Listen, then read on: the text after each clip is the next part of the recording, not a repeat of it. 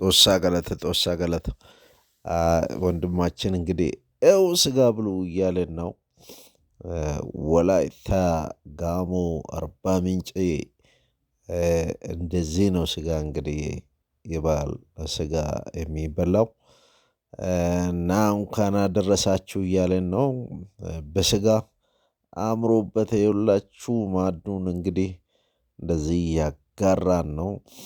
እናመሰግናለን ወንድማችን መልካም በዓል ብለናል። ላንተም መልካም በዓል ይሁንልህ። ለሁላችን መልካም በዓል ይሁንልን። በዓለም ዳርቻ ያላችሁ ሁሉ እንኳን ለጌታችን ለመድኃኒታችን ለኢየሱስ ክርስቶስ ልደት በዓል አደረሳችሁ እያልን የሁላችሁ እንግዲህ ኮንኩሙት። ሰላማችሁ የበዛ ይሁን ባላችሁበት ሁሉ።